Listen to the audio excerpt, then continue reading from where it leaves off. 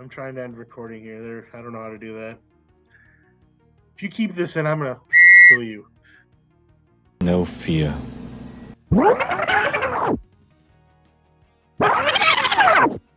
Hello and welcome to View from the Top of the Goalpost.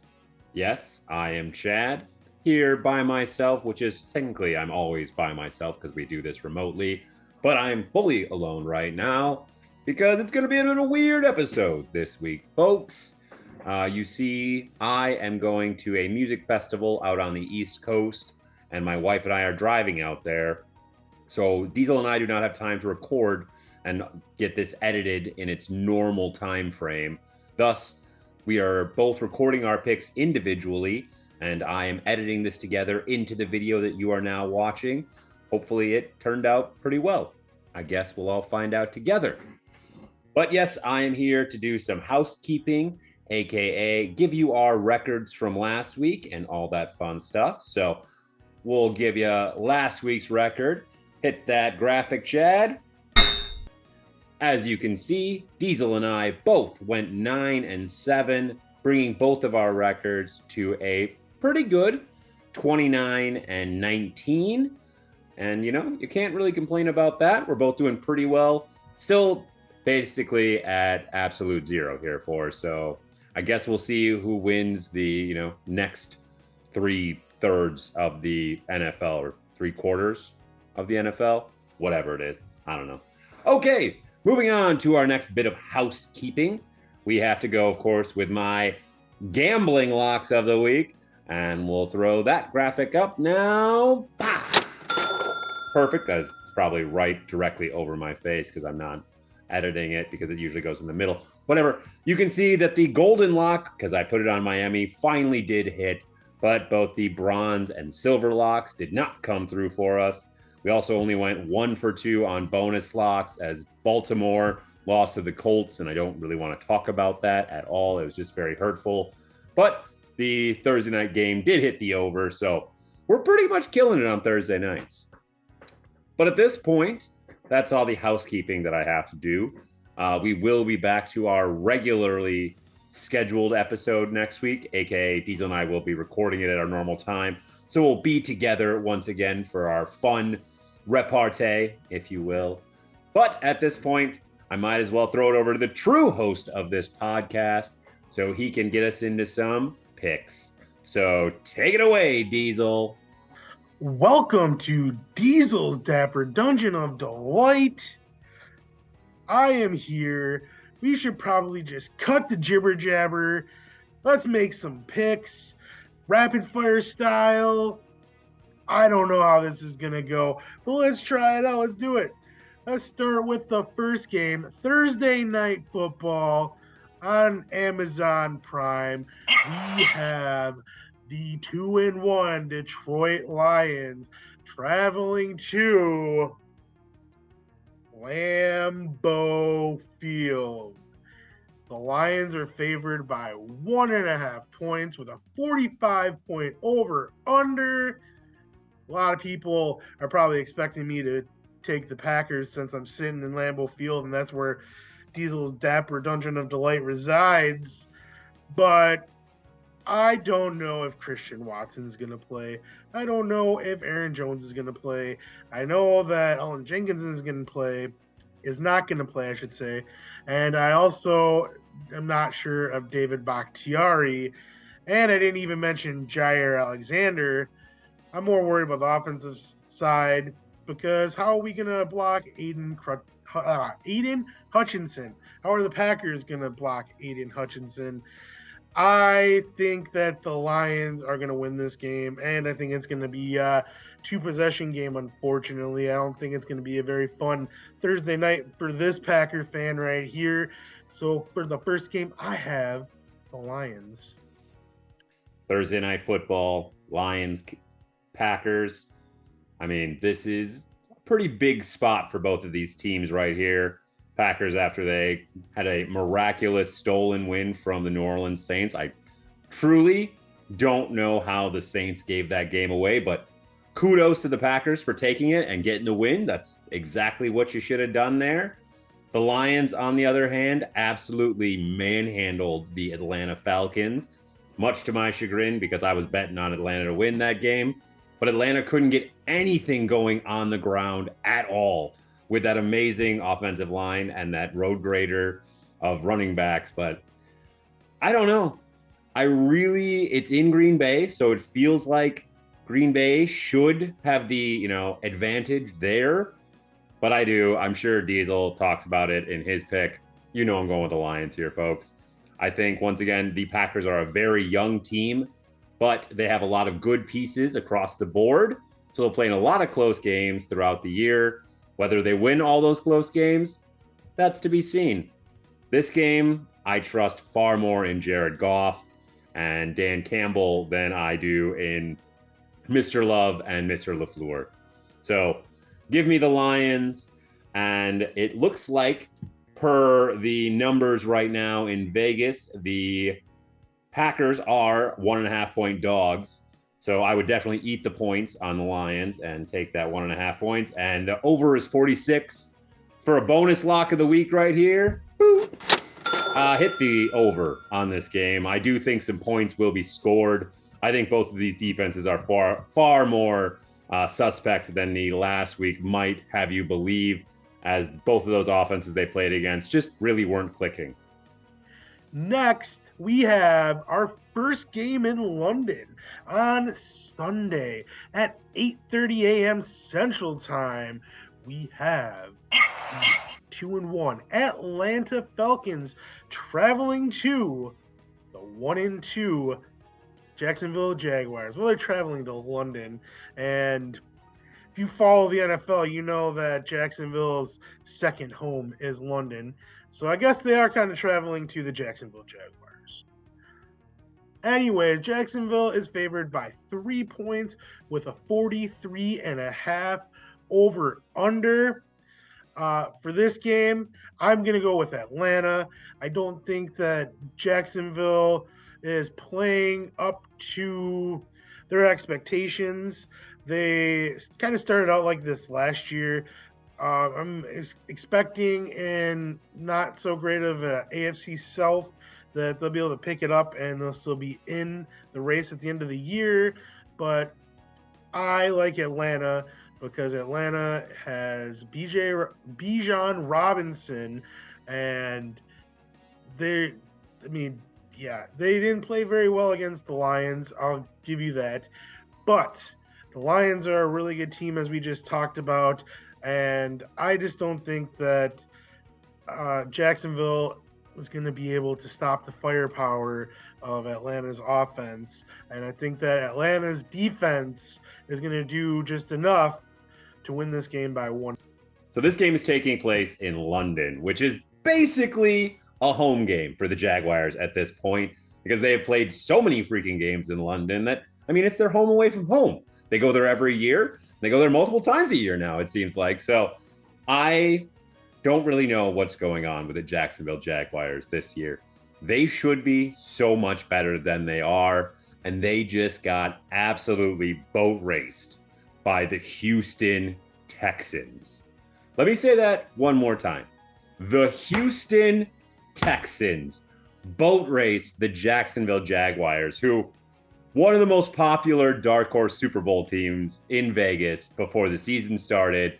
Trevor Lawrence was all over MVP ballots for Vegas. What is wrong with this team? Why does Jacksonville just Jacksonville it? Come on. I want them to be so good. They have so many fun players to root for, and I have so many of them in fantasy football that, gosh, they make me mad. And then the other hand, you have the Atlanta Falcons, who run the ball 95% of the time because apparently Desmond Ridder can't throw the ball. And folks, it's happened. It's over. The home winning streak of Mr. Ridder has been ended. And you know what that means? It means it's time to get him out of there, folks, and get in Heineke. I still think he's on the roster. I did not do any research to make sure to see if he was or not, but I think he might be, folks. So it's time to get our boy Heineke in there. He'll throw the ball all over the freaking yard, and it'll be so much better for the Atlanta Falcons. But to actually pick this game, I don't know. I'm not going to bet any money on this game. I think I might avoid the Jaguars in general for the rest of the year until they either completely fall apart or they figure it all out. So I am going to, I guess, because I have to pick a team, I'm going to pick Jacksonville to win this game, but I'm going to stay far, far away from it as a whole because I'm not putting any money on it. And also, it's so early in the morning. But I will tell you this, I'm 100% before we go to the festival on Sunday going to be watching the Toy Story version of this game on whatever channel it's on because I don't even care what AI program is doing this. I know AI is going to kill us all eventually. I am excited to see what kind of craziness that this AI generated live Toy Story Andy's Room inspired football game will look like. I can't wait. I'm going to be sleep deprived and probably very high because I am going to a place where it is legal to do those kind of things. So, you know what? I'm going to really enjoy that game on Sunday morning. The next game, our first game at noon, we have the 3-0 Miami Dolphins traveling to division rivals, the 2-1 Buffalo Bills. Buffalo is favored by 2.5 points with an over-under of 53.5.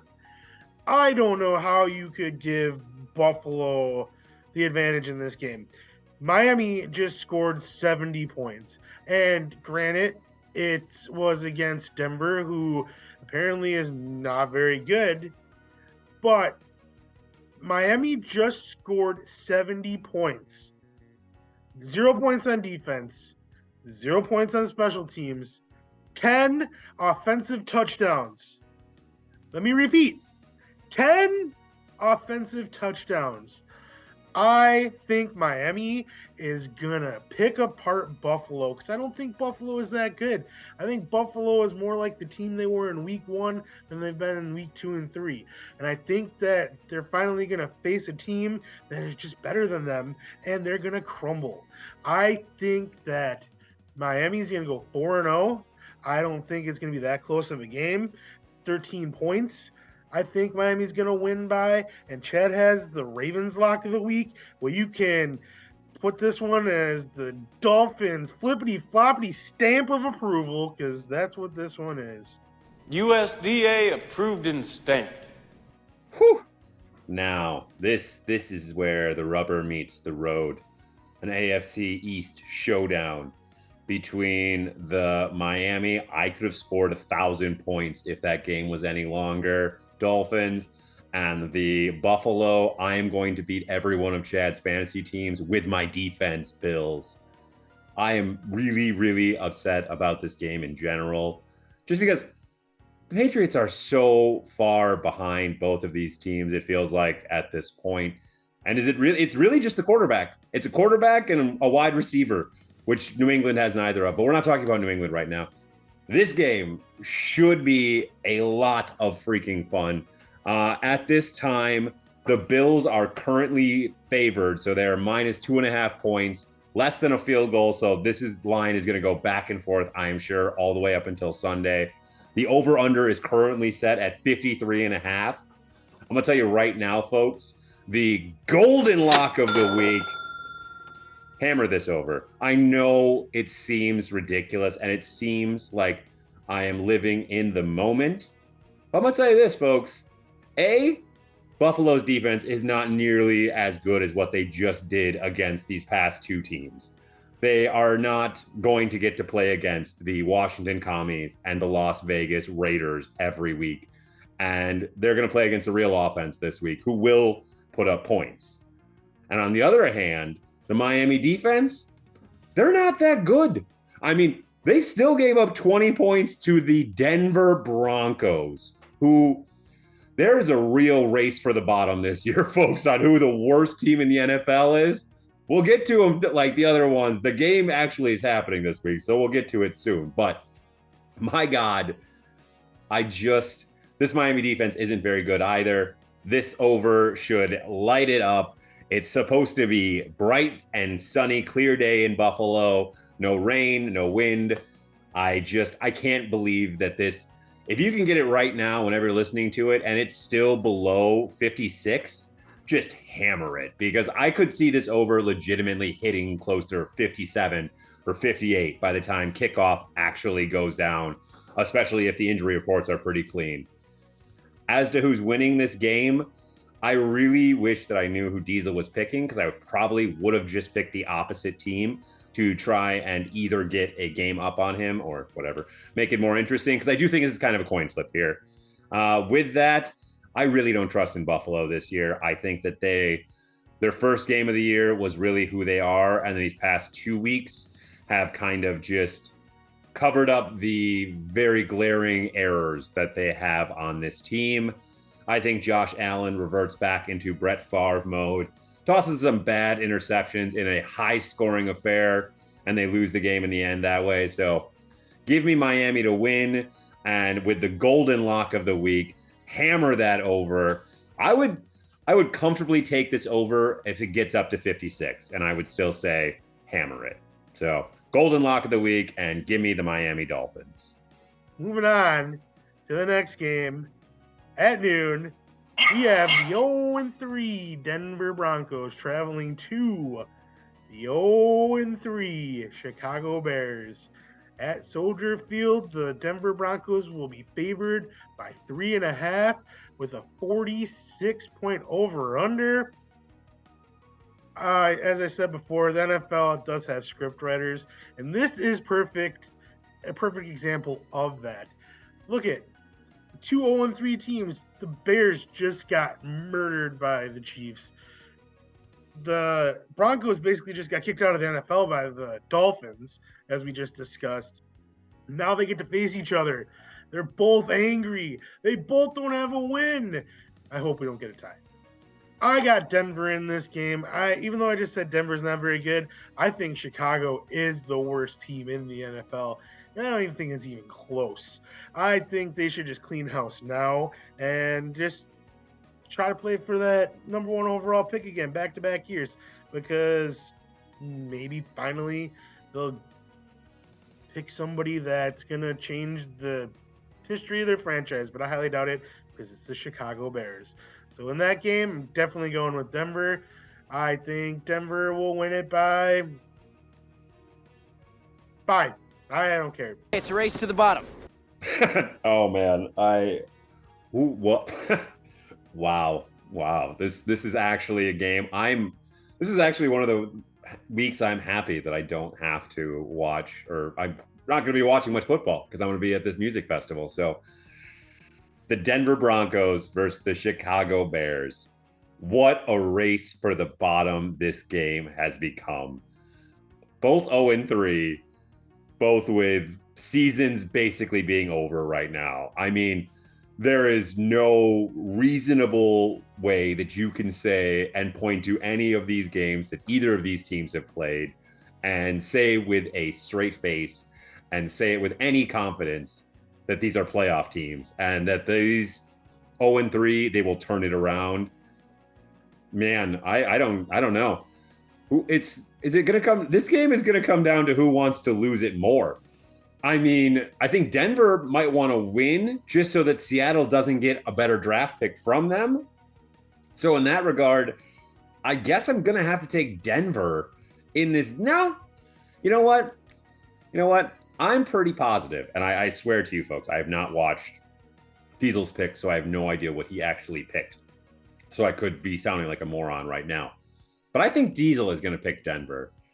And just because I think that Denver is this bad, I think that they are somehow going to lose this game to Justin Fields and the Chicago Bears. Because I could see Justin Fields just running for 500 yards and pulling a Colin Kaepernick against the Packers from years back, where he's just running up and down the field against the other team and there's nothing they can do to stop him. So screw it. I'm going to take the Chicago Bears to win this game, and I don't care.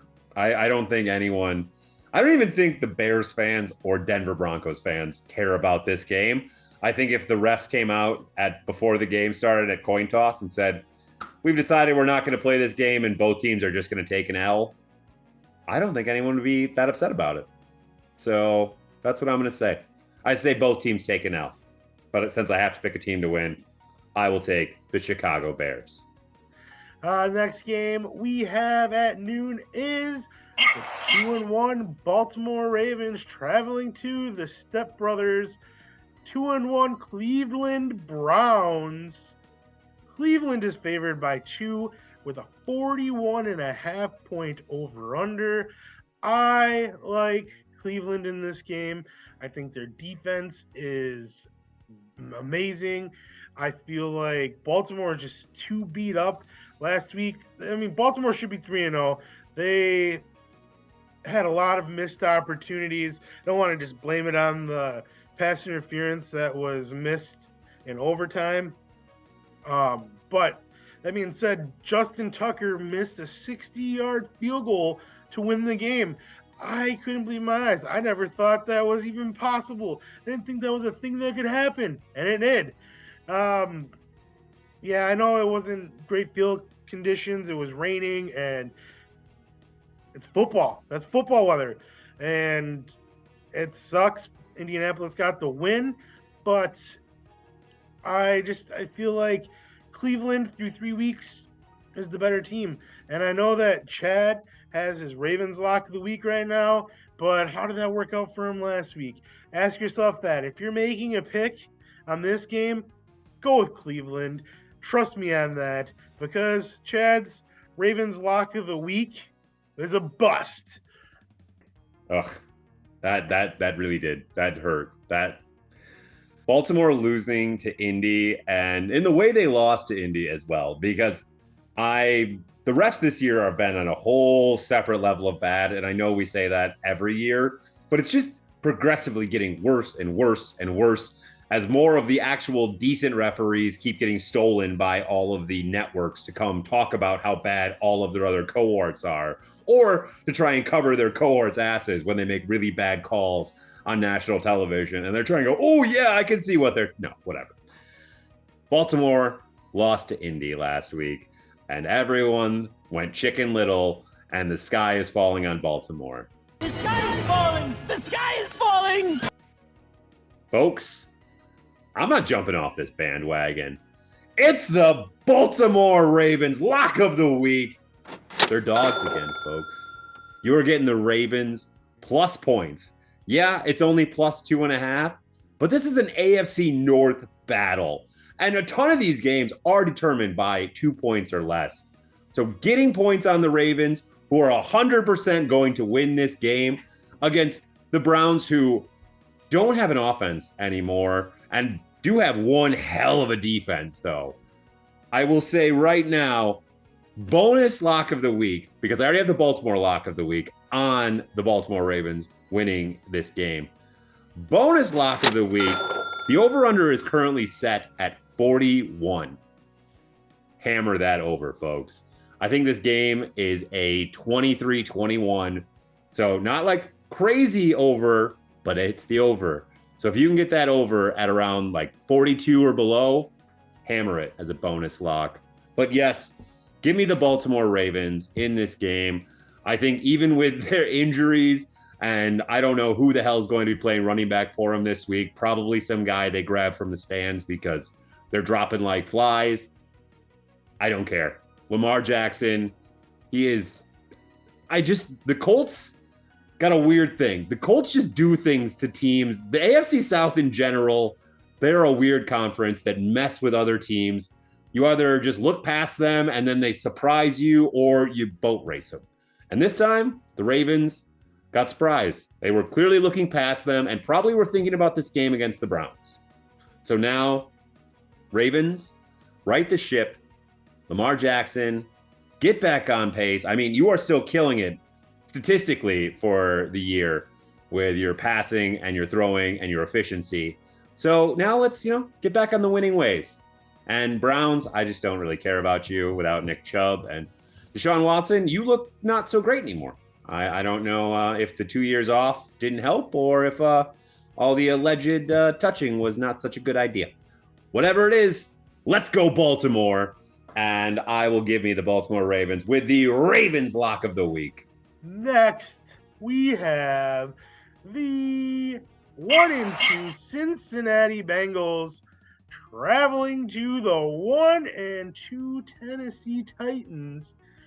And here we have a team that is easily better than the other one. I think Cincinnati is easily better than the Titans.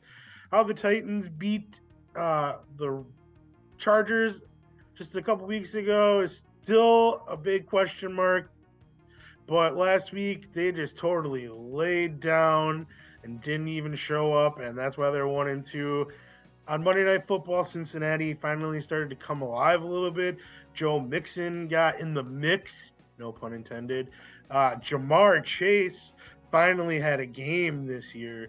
Joe Burrow didn't look like his hamstring or calf injury is bothering him at all, or not very much. He played pretty well on Monday night.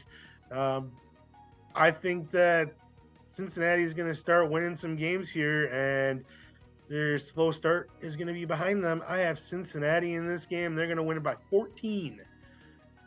Wow. I don't think I care about this game any less really right now. The Bengals saved their season by getting a win over the Rams this past week on Monday Night Football, so good for them. Joe Burrow avoided injury, but I don't know. I think it was a bad call playing. I think he definitely should have sat last week and probably should be sitting this week.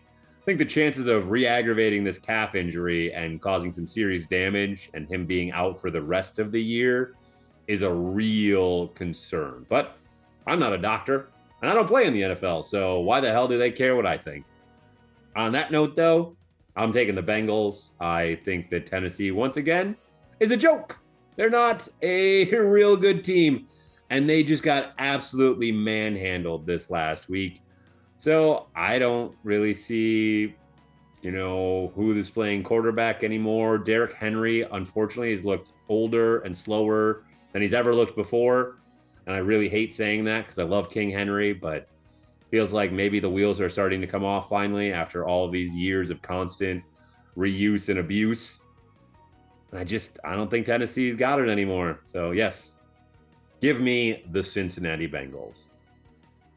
The next game we have at noon is the 1-2 Los Angeles Rams traveling to the 2-1 Indianapolis Colts.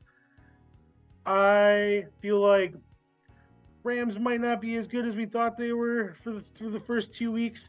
The first 2 games were division games, and I've said it on this podcast many times that you can't really, you gotta take division games with a grain of salt because they know each other the best. They're always, that's the teams, the best teams lose to their division rivals, even if they're the worst team in the league, because they're division rivals. We finally got a game this week with the Rams that wasn't a division game, and they didn't look very good on Monday Night Football. Stafford didn't have any time to throw. I think that Cincinnati really exposed the Rams, and that's why I am taking Indianapolis because they played really well against Baltimore. It was shocking. I didn't think that Indianapolis was going to win that game, and they weren't only in it the whole time. They actually came out on top. I like Indianapolis. Richardson might be back. Even if he's not, Gardner Minshew is the man, even though he had Dan Orlovsky that play in the fourth quarter that almost cost them, but it didn't. They won in the end. I have Indianapolis winning this game by a touchdown. Once again, what a weird week of NFL action. I don't know exactly what order Diesel did the picks in. I'm just kind of recording these picks in the order that I feel like doing them. So you might be able to, it might feel a little weird how I'm talking about things. But the game right before I talked about was talking about how weird a week this NFL week is. And this game, once again, the Rams taking on the Indianapolis Colts. Is Anthony Richardson going to play this week? It's only Tuesday when I'm recording right now. So I have no idea if he is going to play. And Is Sean McVay forgot how to coach football? Because he just absolutely shat the bed this past week on Monday Night Football against the Rams with a lot of weird, not Sean McVay calls it was a very odd game. The Rams didn't look like the Rams had looked all year, and I don't know if it's the Bengals we should blame for it or if the first few weeks of Rams action were a joke. But I don't believe that. I believe in the Rams this year. I am once again, this is going to be the week. Week 4 is Chad sticking to his guns. Because I am heavy on the Rams this week. This is the silver lock of the week, folks. Because currently, the Rams are getting points. Because Indy just pulled off a big victory and are at home. Folks, Indy's not winning 2 games in a row. I'm sure that Diesel in his little part talked about how he is not going to disrespect Indy anymore. I'm going to disrespect Indy right here. I think that last week you got lucky. Yeah, you came in with a good plan and somehow every single break went your way and you beat Baltimore. You're still a sham of a team. I don't know if Anthony Richardson is back. I'm, probably a little less hesitant on this pick because I love me some Gardner Minshew. I really do. But there's a reason that boy isn't a starting quarterback in the NFL. And I think the Rams get right this week. I think it's the silver lock of the week. If you can get points for the Rams, or even if it gets to like -2, hammer that. Rams all the way. I don't see Indy winning 2 games in a row. I would be very shocked. Next, we have the 2-1 Tampa Bay Buccaneers, traveling to the 2-1 New Orleans Saints. The Saints are favored by 3 with a 44.5 point over-under. After watching week 3, and I watched the entire Saints-Packers game because I'm a Packers fan, so I have that on the TV with Red Zone on right next to me. And watching the majority of the Buccaneers-Eagles game, I definitely think that the better team in this matchup is the Saints, even without Derek Carr. I always do that. Derek Carr. He didn't have as much of an impact when he was in the game. Yes, against the Packers, they were up 17-0 at one point, and after he left the game is when the Packers came back. But Jameis Winston had similar numbers. Not saying that Derek Carr wouldn't have had an awesome second half. We don't know. He got hurt. But I'm saying that they have a capable backup who's done it before, who has started for this team before against a team like I said how the Rams got exposed on Monday Night Football. Tampa Bay really got exposed on Monday Night Football. And I think that New Orleans is going to take advantage of this one, and they're going to end the weekend with the division lead. Well, the bubble burst on Baker, huh? It was a really fun run those first couple weeks there when they ran into that Eagles defense. And they still had a shot to win. I really don't know what it is with Mike Evans. It was a tale of 2 halves, I want to say, for Mike Evans. Because that first half of the game, it didn't look like Mike Evans even gave 2 Fs at all. Or was like even giving 80%. He didn't try that touchdown that he dropped. I know the defender was right there, but he could have easily have caught that. It was such an easy Mike Evans catch. And then on the deep bomb where he just stopped running altogether. I'm not saying he would have got to it, but he could have gotten close, it feels like. Mike Evans got some long legs. He's a fast dude. But then you go to the second half, and Mike Evans is making catches upon catches that no normal human should make, which makes the first half even stand out even more because of how little he tried in it. So I don't get it. I don't get who Mike Evans is as a player. And I know it's his, retirement tour in Buccaneers gear, as he won't be a Buccaneer next year. He'll be playing somewhere else. But I don't know. I really, really thought the Buccaneers could win that game. And I know I picked Philadelphia to beat them. But I don't know, going into the game, I really felt like it was going to be the Buccaneers' night, and then they let me down. And then the Saints, on the other hand, they won a game for 3.5 quarters. And I mean, won a game. It wasn't even close. They were beating the brakes off of the Green Bay Packers for 3.5 quarters. But then I don't really know what happened. The wheels fell off. The defense couldn't stop a nosebleed. They forgot how to do anything. And on offense, they couldn't hold on to the ball. And then they lost on a missed field goal. And it felt really off. Like the Packers fans, even as I clearly live in Wisconsin, and Diesel is obviously a big Packer fan, the Packers fans themselves, even all week, have just been like, I can't believe we won that game. And that's not how Packer fans usually talk. Packers fans are very resolute and always, we are a great team and we deserve this victory. Even Packer fans are admitting that they stole this game from the Saints. So which team is going to show up for either of these squads? Is it going to be the Buccaneers of weeks 1 and 2 and semi the second half of Philly? Or is it going to be the first half Buccaneers from this past Monday night?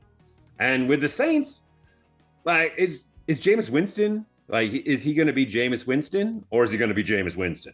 It's all it comes down to. Without Derek Carr, who's definitely not going to be playing with that shoulder injury, they go back to Jameis, who now can actually see. He's had his eye surgery, but they don't have a coach.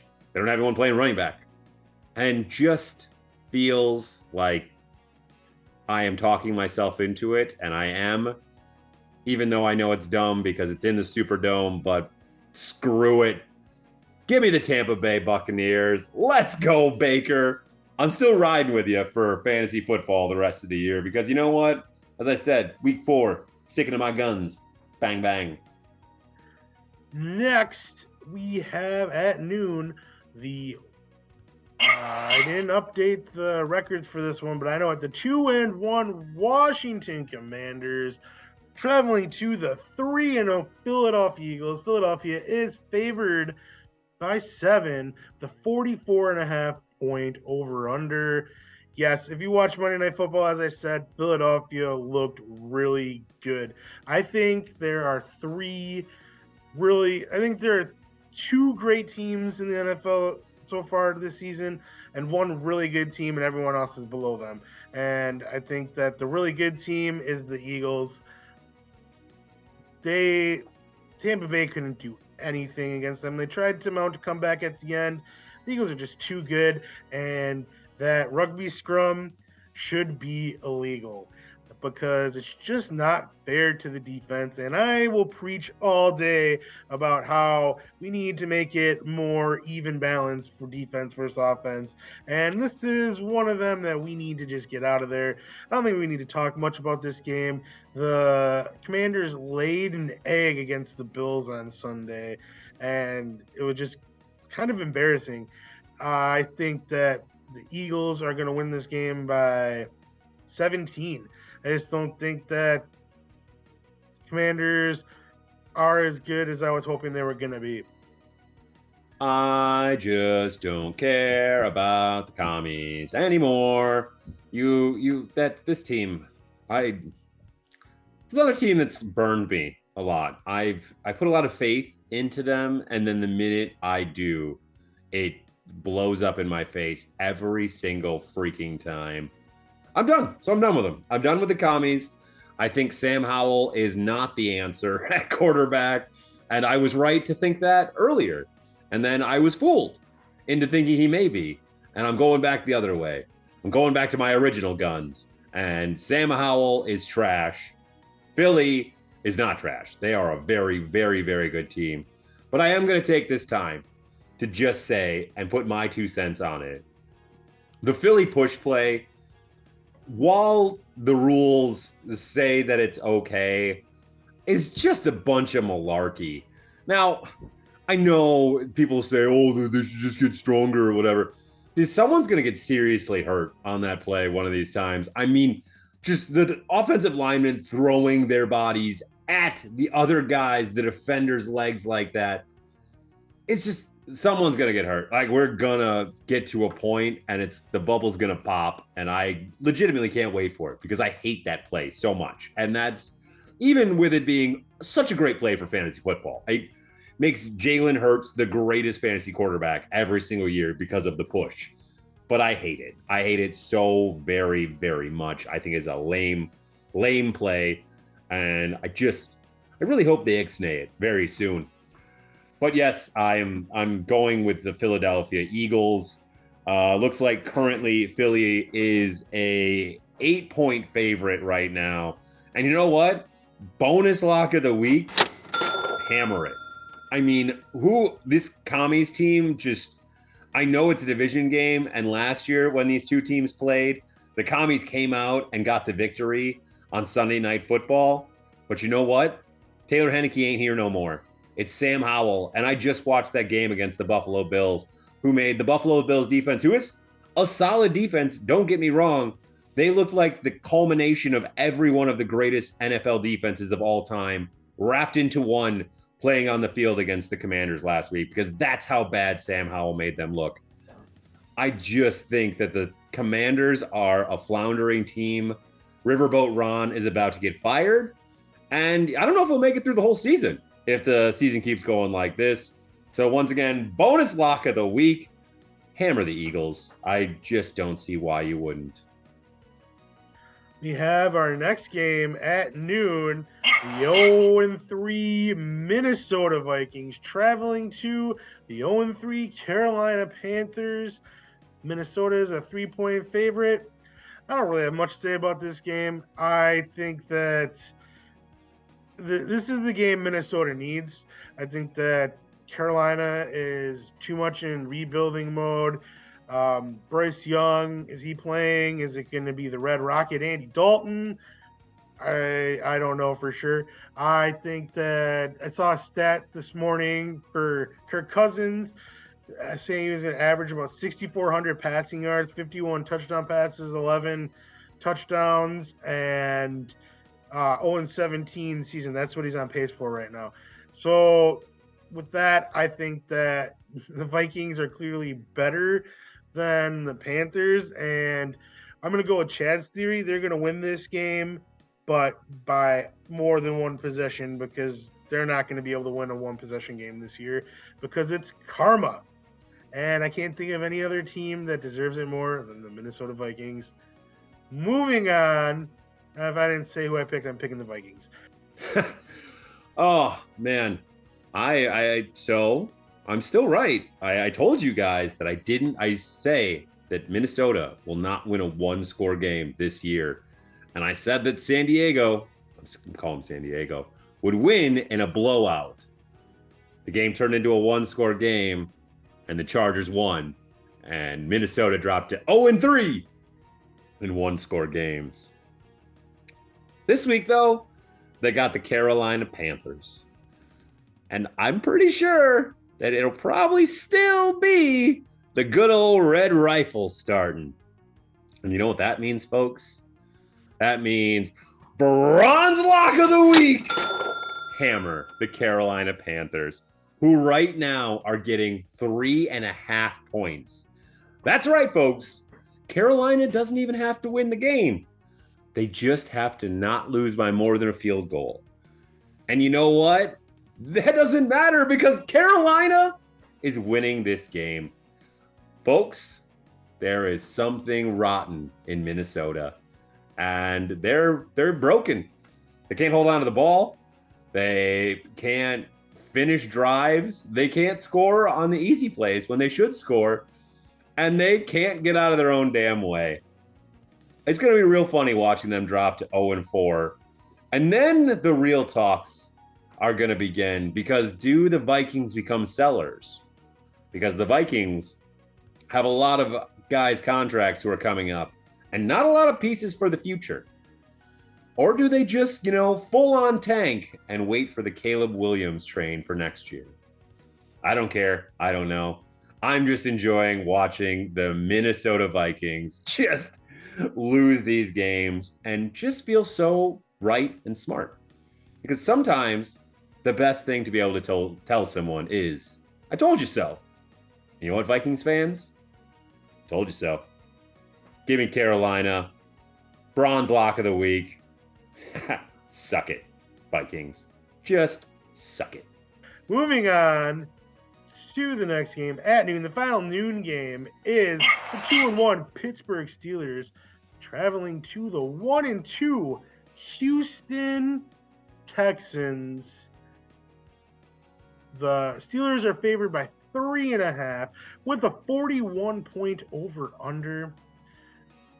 I was surprised by Houston last week. I mean, not surprised. I thought they played pretty well in week 1 against Baltimore. I felt, I mean, they didn't do too bad against Indianapolis either. They're in rebuilding mode, but I think through 3 weeks, CJ Stroud has looked pretty good, and I think that they may have their quarterback of the future finally. But I also really still am high on Pittsburgh.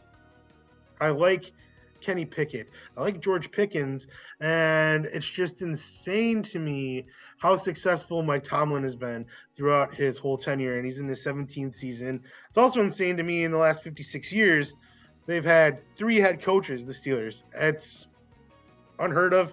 We'll never see that again. I like the Steelers in this game just because I think that they're better. D'Amico Ryans as a first-year head coach, I think he's going to be outcoached by Mike Tomlin. I just think that the Pittsburgh is going to outlast Houston, and I would say even probably by only a field goal. And I want to give props to Boswell, the kicker for Pittsburgh. I think he's underrated and should be in the conversation for best kicker in the league. He's not the best kicker in the league. We all know that's Justin Tucker, but I think Boswell deserves to be in that conversation. That's just my opinion. So wait, which one of these teams is actually any good? I'm very confused as to what's going on. The Steelers got a victory against the Raiders, so that I just shouldn't even count at this point. I legitimately don't know how Josh McDaniels still has a job. We're not talking about the Raiders, though. We're talking about the Steelers. And Mike Tomlin found a way to steal that victory on just another horrendous offensive performance. The Steelers' offense, Matt Canada just needs to get fired really bad. And every time they win, it just saves his job a little bit longer. And then you got the Houston Texans, who wrecked. And not just beat, they wrecked the Jacksonville Jaguars. They had a freaking fullback return a kickoff for more than 70 yards. It was the largest man who's ever returned a kickoff that far for a touchdown in the 100 years of NFL history. And the Houston Texans did it against the Jacksonville Jaguars. I really don't know. Once again, this is another one of those. This is a really, really weird week of NFL action. And I'm a little upset that I'm not getting to just talk about this or talk this through with Diesel face to face, air quotes. But I just have to make a choice. And I guess on that note, my choice in this game, I'm sticking with Mike Tomlin. I've been resolute about that. I believe in the Steelers. I don't think this offense is going to figure it out at all, but that defense is still so darn good. And Mike Tomlin he's got enough catchphrases and little witty anachronisms that I love the guy, and I root for Mike Tomlin. And now that all the players that I used to hate aren't on the Steelers, I can root for the team, and I don't like it, but I'm rooting for the Steelers this week. So give me the Steelers on the road against the Houston Texans. What a weird week of NFL action. Next, we have at 3:05 on Sunday, the 1-2 Las Vegas Raiders traveling to the 1-2 Los Angeles Chargers. Chargers are favored by 4.5 with a 50.5-point over-under. Josh McDaniels is an idiot. I've said it before on here. We all know that. Man can't count. He literally said down by 8. He went for the field goal with 2 minutes left in the game because they needed 2 possessions. No, you didn't. You had a touchdown and a 2-point conversion. You tie the game, then you hold them. Even if you missed on 4th down, you still have them backed up at the 12-yard line. The odds, they just don't add up. You're an idiot. You should be fired for that decision. But then again, he's playing Brandon Staley this week. It's just ineptitude in its finest between these two coaches. I do have the Chargers winning this game. Poor Mike Williams going down. I mean, after that nice trick play touchdown he had, torn ACL, that's not good. At least it's early enough in the season that hopefully he'll be back and ready to go at the start of next season. I still think the Chargers are better. I think that the Chargers are going to win this game by 10 points. I think Josh McDaniels is on the hot seat. He should be on the hot seat, and I wouldn't be surprised to see some names on the trading block from the Raiders here in the next coming weeks.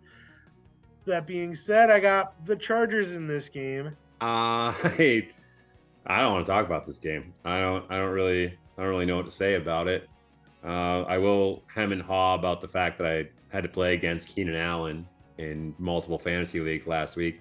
And even without actually catching a touchdown, still managed to score 50 points basically in all the leagues. So I had a real bad week in fantasy football this past week, folks. I'm still licking my wounds because I also played against the man on the other team, Davante Adams, 2 of the top scoring players in fantasy last week. And I played against them both in multiple leagues. Really sucked. So I don't know. I'm not really feeling like talking about this game. I think both of these teams are fundamentally flawed somehow in some way. And I think it really starts at the top with both of their head coaches being just not good at their jobs. I think that I guess I trust Brandon Staley more. That sounds dirty to say. So I'm gonna flip reverse it. And I'm gonna say that I trust Justin Herbert more. I don't really like that one either. Maybe Austin Eckler will be back. I do trust Austin Eckler. But Mike Williams is out for the year with an ACL. But Davante Adams came out and said that you know what? I'm on the Davante Adams bandwagon for coming to the Patriots either by midseason or next year. So give me the Chargers and boat race their bitch asses so that Davante gets even more angry and demands a trade. While he would probably shut down a trade to New England at this time, still be nice. So yes, let me have the Chargers and let's go Davante to come to New England. Moving on, 325. We have, I feel bad for Chad for this one. They got a really tough slate the first quarter of this season. The 1-2 New England Patriots taking on the 2-1 Dallas Cowboys. Dallas is favored by 7 with a 41.5 point over under.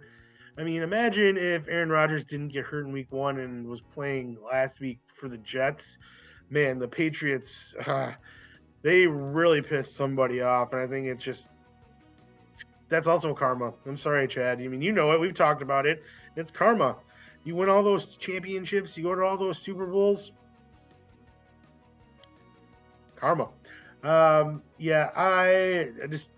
don't think that New England's going to come into Dallas after Dallas was upset by Arizona last week. And Arizona's not as bad as we thought. Josh Dobbs looked really good. James Conner is still a really good back. I'm surprised by the win, but I also wasn't surprised by the win after what they did in the first 2 weeks.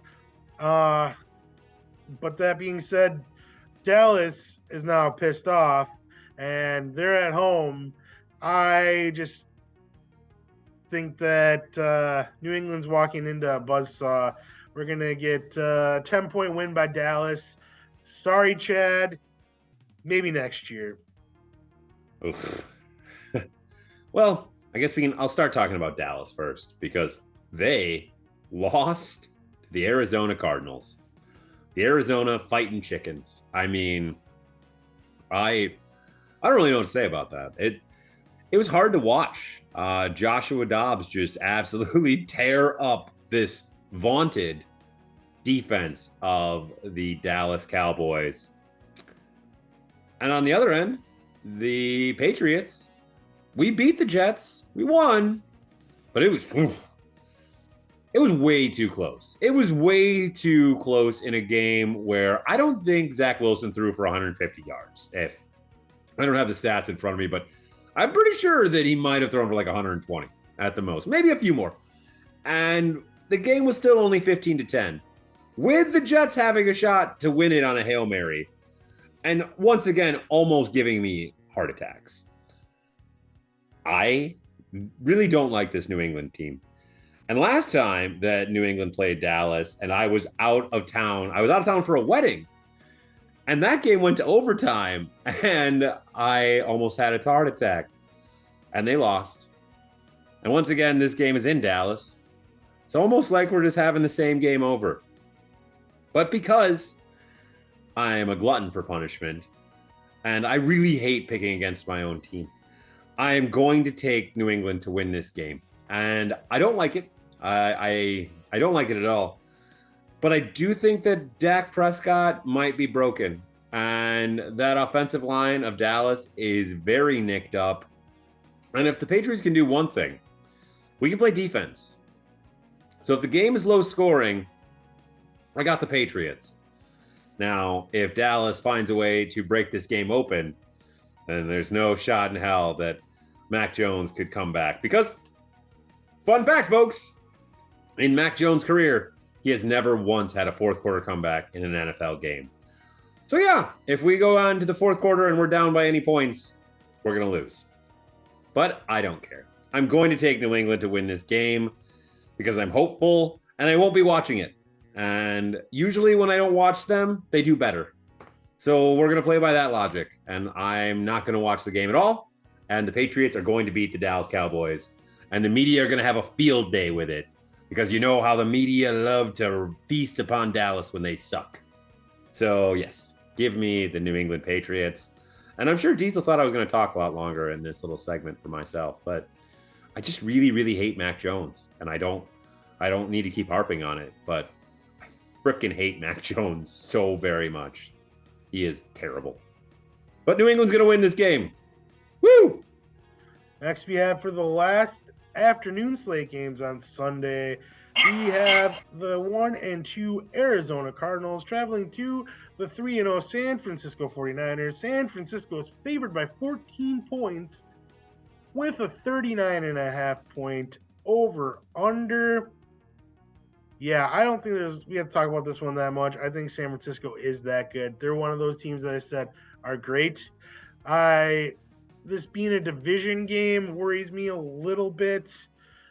And with the way Arizona's been playing, but I just don't think any team is going to be able to keep up with San Francisco.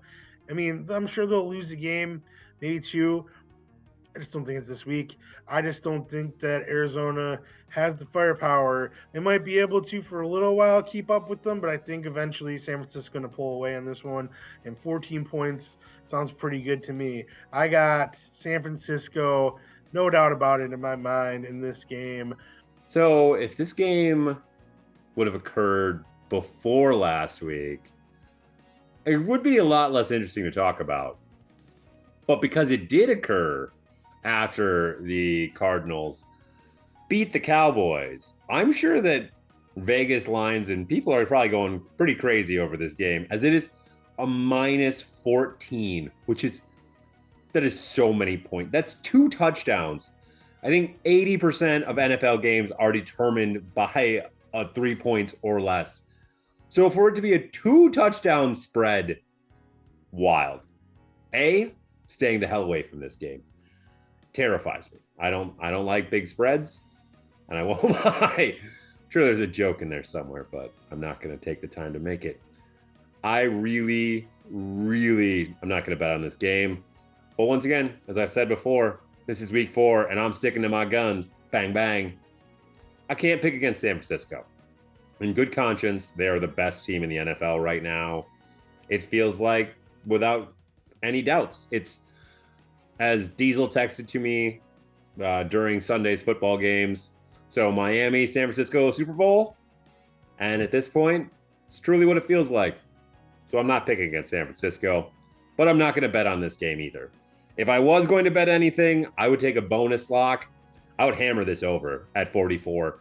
I think that either San Francisco can score that many points on their own, or if it's actually a game, San Fran will have to contend with this Joshua Dobbs-led offense that looks somehow better than it did when Kyler Murray was there. So I don't know. I don't like it, but I think it's a smart play to put a bonus lock on the over. And then for our picks, I am 100% taking San Francisco. So moving on to Sunday Night Football.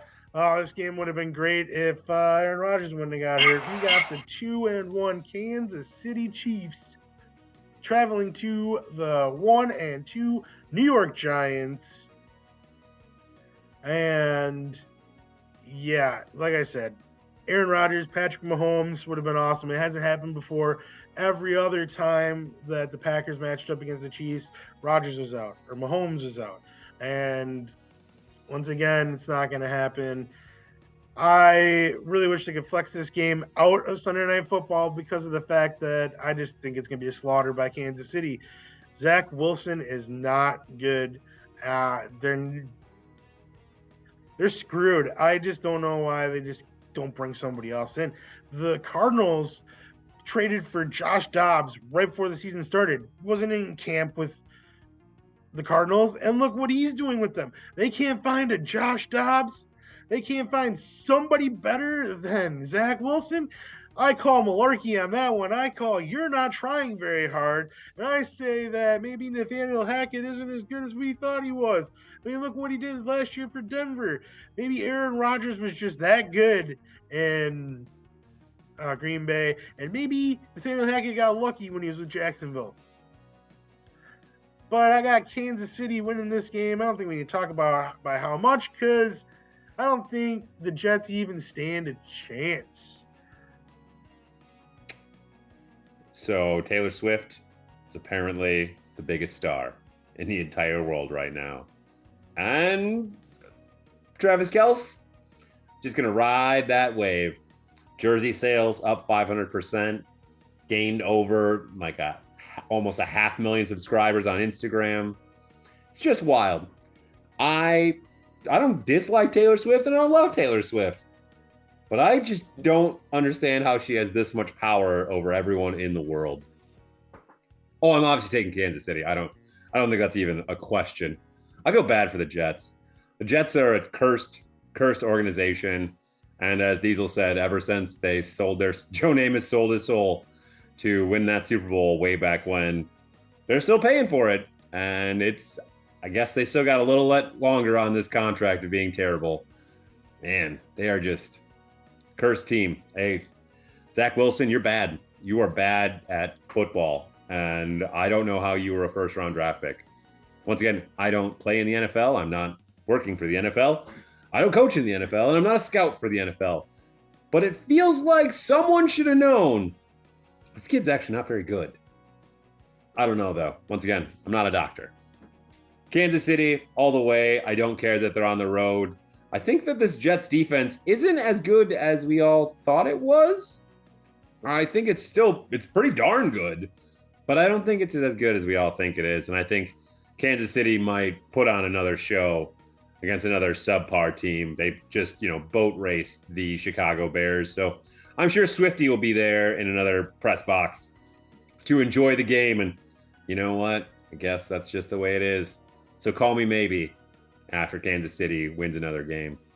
And something I find interesting for Monday Night Football is this is the second time this year that Sunday Night Football and Monday Night Football are both taking place from MetLife Stadium because we have the I didn't update the. Oh man, I'm a fool. We have the 2-1 Seattle Seahawks traveling to the 1-2 New York Giants. Seattle is favored by 1.5 with a 45-point over-under. I have Seattle in this game. I like Seattle. I think Geno I really love his career resurgent here in Seattle. I love the fact that he's for the most part. He's outplaying Russell Wilson, makes him look like a genius for that trade. I mean, they already looked really good after what we already know, but I like Seattle. I don't think the Giants are very good. I think both games in MetLife, the home crowd is going to go home disappointed, and just the way it's got to be. I'm sorry. I like Seattle in this game. I have Seattle winning this game by 10. Well, this game is certainly far more interesting now. I really, really don't think that the Giants are any good, especially without Saquon Barkley. And I think I'm just fully selling all stock on them. I think that last year was a flash in the pan. And I don't get me wrong, I think that their coach, Gable, is a great coach. I really do. And I think that he will do better in the future. But right now, they still have a very subpar team as a whole when you go position by position, player by player. And without Saquon Barkley, this offense doesn't go. And that defense also ain't very good. And then you got Seattle, who that defense doesn't look like Seattle's defense anymore.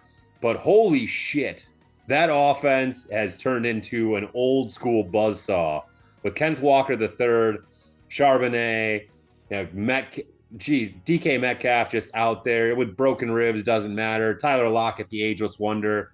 Jackson Smith and Jigwa. And did I say that wrong? I don't know. I'm very bad with names lately. I can't say people's names correctly, so I apologize if I mispronounce any names. But I love Seattle in this game. This is a bonus lock of the week for sure. Take Seattle, who right now, according to my thing, is getting points at +1.5, which is absolutely ridiculous to me. Seattle is coming off yet another victory, and the Giants, I know they have a little bit of extra rest, but they got housed by the San Francisco 49ers, and Saquon is still probably not playing this week. So yeah, I don't know why they would be getting points. Give me the Seattle Sea Chickens. I'm still not a believer in them. Truly am not. I think that they are going to be third in their division, but that's okay. That still means I can believe in them this week against a non-division foe. Let's go, Sea Chickens. I don't know if Diesel remembered to do this, so I'm throwing this in here just in case. Social media stuff, folks. And I just threw my little fidget spinner out of my hand. Make sure you're following Diesel at these spots. Make sure you're following me at these spots. Make sure you're following the podcast and all the other great podcasts that we produce here at Visionaries Global Media at these spots down here. Make sure you're commenting, sharing, and subscribing.